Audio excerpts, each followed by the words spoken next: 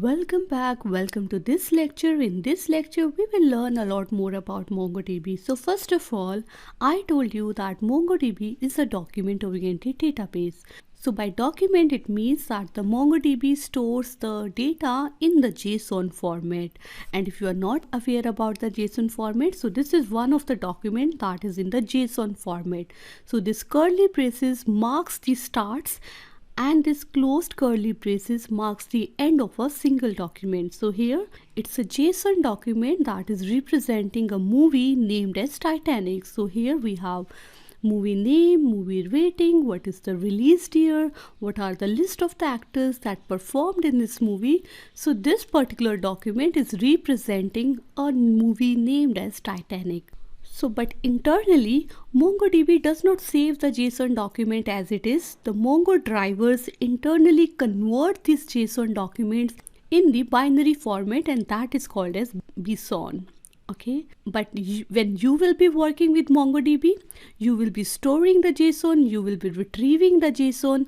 This conversion is done internally and this will be transparent to you. So let's learn further where we can use the document-based databases. What are the use cases where we can be assured that MongoDB will be a good fit? So first of all, the e-commerce type of applications like Amazon. So whenever you go to Amazon website, you click on some product, you can see a lot of information about that product, like its descriptions, its ratings, its reviews, etc. So all that kind of format is not a good fit for SQL databases.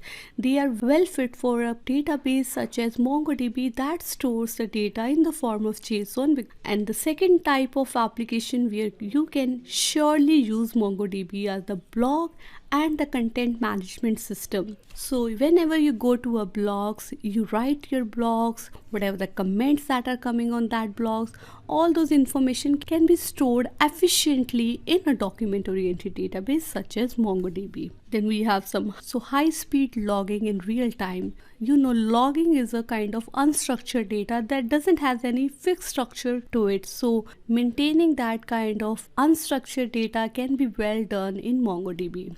And then we have the location-wise geospatial data. Why MongoDB is a good fit for the location data? Because it provides a lot of APIs to work with the location data. That is why it's a good fit here. And then there is social and networking website, the application that have changing or flexible schema. So all of these applications are definitely good fit for the MongoDB databases. So now let's see what are the limitations of this database. Obviously, this is a great database. It provides a lot of features, but there are a few limitations that we have to keep on mind, like the maximum document size can be 16 MB. And the maximum nesting means having a document inside a document can be done, that is feasible in MongoDB, but the maximum nesting that you can do is 100. The DB name is limited to 64 characters. The maximum indexes that you can create per collection is 64. It's not an ideal database for ACID operation. It's not an ideal database for joining complex queries. And triggers, stored procedures that are the feature of the SQL database are not supported by MongoDB. So there are few more limitations with respect to the naming convention and etc.